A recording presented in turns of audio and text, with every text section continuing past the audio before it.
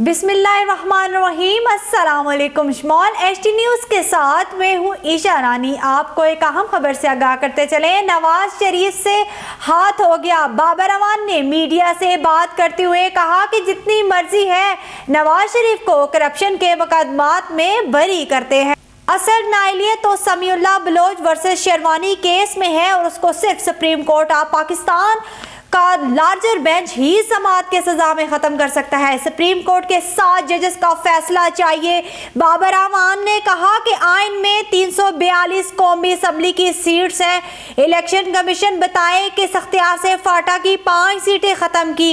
ये सीधी सीधी सूबाई खुद मुख्तियारी में मुदाखलत है।